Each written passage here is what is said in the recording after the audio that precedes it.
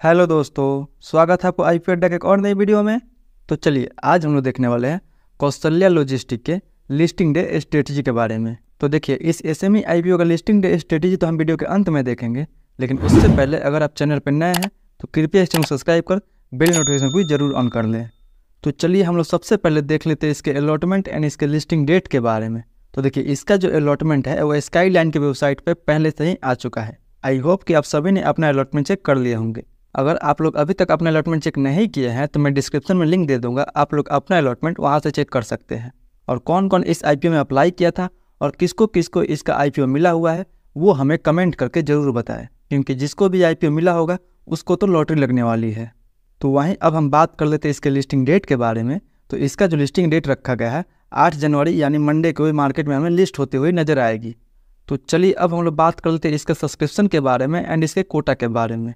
तो अगर हम इसके कोटा के बारे में बात करते हैं तो रिटेल को 35% कोटा दिया गया था, क्यूआईबी को 50% कोटा दिया गया था और एनआईए का कोटा 15% का रखा गया था। हालांकि देखा जाए तो इस आईपीओ का इशू साइज 36 करोड़ के आसपास था।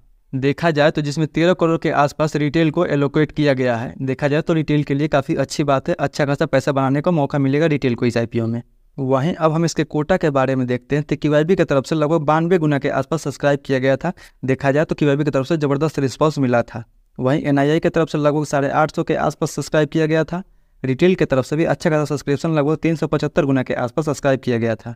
देखा जाए तो इस आईपीओ को भरपूर सब्सक्रिप्शन मिला हुआ है। टोटल इस आईपीओ को लगभग 390 गुना के आसपास सब्सक्राइब किया गया था। वहीं रिटेल कोटा में एप्लीकेशन वाइज लगभग 375 गुना के आसपास सब्सक्राइब किया गया था। देखा जाए तो 375 में से किन्हीं एक कोई आईपीओ मिलेगा। तो चलिए अब हम लोग जान लेते हैं इसके लेटेस्ट जीएमपी के बारे में कि मार्केट में इसका अभी क्या डिमांड चल रहा है, मार्केट में इसका जीएमपी कैसा है। लेकिन उससे पहले अगर एक बार हम इसके प्राइस बैंड पर नजर डालते हैं तो इसका जो प्राइस बैंड रखा गया है 71 रुपये से लेकर 75 रुपये के बीच में रखा गया है। अगर इस हिसाब से इसका हम जीएमपी देखते हैं तो मार्केट में इसका जीएमपी अभी 50 से 60% के आसपास अच्छा खासा जीएमपी बरकरार है। अगर 60% के हिसाब से भी देखते हैं तो पर शेयर पे हमें 45 रुपये का प्रॉफिट बता रहे हैं। 1600 शेयर का लॉट है, उस हिसाब से देखा जाए तो लगभग 72,000 के आसपास हमें प्रॉफिट बता रहा है पर लॉट पे। देखा जाए तो काफ़ी अच्छा खासा प्रॉफिट की उम्मीद कर सकते हैं इस आईपीओ में हम। अगर इस हिसाब से इसका हम अंदाजन लिस्टिंग प्राइस निकालते हैं तो इसका अंदाजन लिस्टिंग प्राइस निकल के आ रहा है 110 रुपये से लेकर 120 रुपये के बीच में, यानी 110 से लेकर 120 के बीच में ये कहीं भी लिस्ट हो सकती है। तो ये तो हो गई इसकी जीएमपी के बारे में। तो चलिए अब हम लोग देख लेते हैं कि लिस्टिंग डे के दिन हम इस आईपीओ में कैसी स्ट्रेटजी बनाए ताकि इस आईपीओ में हम लॉन्ग टर्म में भी और शॉर्ट टर्म में भी दोनों में अच्छा खासा प्रॉफिट गेन कर सकें। तो इस वीडियो में हम उन दोनों लोगों के लिए बात करेंगे जिनको कि इसका अलॉटमेंट मिला हुआ है और जिनको कि इसका अलॉटमेंट नहीं मिला हुआ है, और वो भी चाहते हैं कि हमको तो इसका अलॉटमेंट नहीं मिला हुआ है पर हमें इसको लॉन्ग टर्म के लिए रखना है, तो क्या वो इसे रख सकते हैं या नहीं रख सकते हैं। तो चलिए सबसे पहले हम लोग देख लेते हैं कि लॉन्ग टर्म के लिए कंपनी कैसी रहने वाली है। तो लॉन्ग टर्म के लिए हम कंपनी के कुछ मेरिट एंड कुछ कंपनी का डिमेरिट देखने वाले हैं। तो अगर कंपनी की कुछ डिमेरिट की बात किया जाए तो कंपनी का जो भी ऑफिस और वेयर हाउस है वो सब का सब कंपनी ने लीज पे लेके रखा है, यानी कंपनी खुद इसको ऑन नहीं करती है और कंपनी को इस पे रेंट भी पेमेंट करना पड़ता है। वहीं कंपनी का ज़्यादातर प्रॉफिट लॉजिस्टिक सेक्टर से आता है और कंपनी लॉजिस्टिक सर्विस के लिए मेजरली डालमिया भारत सीमेंट पर डिपेंड है। यानी देखा जाए तो ज़्यादातर कंपनी का प्रॉफिट का हिस्सा जो है वो डालमिया भारत है। अगर डालमिया भारत इसको ऑर्डर देना बंद कर दिया तो इसका असर सीधे इसके प्रॉफिट पे पड़ सकता है। वहीं कंपनी ट्रांसपोर्ट के लिए भी थर्ड पार्टी पे डिपेंड है, यानी जो भी इसको सामान यहाँ से वहाँ करना पड़ता है उसके लिए थर्ड पार्टी ट्रांसपोर्ट का सहारा लेती है। यानी कंपनी के पास अपने ट्रांसपोर्ट का भी फैसिलिटी नहीं है, ट्रांसपोर्ट के लिए भी कंपनी किसी और कंपनी पे डिपेंड है। और इस सेक्टर में बहुत ही ज़्यादा कंपटीशन है क्योंकि बहुत बड़ी बड़ी कंपनियां डिलीवरी जैसी, ई कार्ड जैसी मार्केट में पहले से ही अवेलेबल है। वहीं अगर इस कंपनी के कुछ मेरिट के बारे में बात की जाए तो कंपनी साल दर साल अच्छा खासा प्रॉफिट जनरेट कर रही है।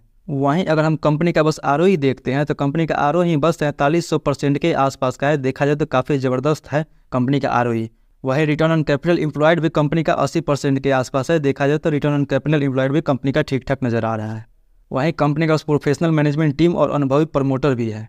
पर देखा जाए तो ये एक छोटी कंपनी है और ऐसे में आईपीओ में बहुत ही ज़्यादा रिस्क रहता है। तो अगर आप इसमें लॉन्ग टर्म के लिए जाना चाहते हैं तो कोई भी डिसीजन आप इसके रिस्क फैक्टर को देख के ही ले। वहीं अब हम बात कर लेते हैं कि जिनको कि इसका अलॉटमेंट मिला हुआ है वो क्या करे।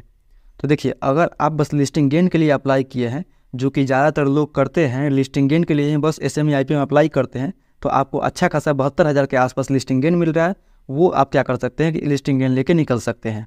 या आप रिस्क लेके कुछ और ज़्यादा प्रॉफिट बनाना चाहते हैं तो आप क्या कर सकते हैं कि आप जो अपना प्रॉफिट है उसको आप होल्ड कर सकते हैं। जो भी आपके पास 72,000 के आसपास प्रॉफिट है आप उसको होल्ड करके लंबे समय के लिए छोड़ सकते हैं।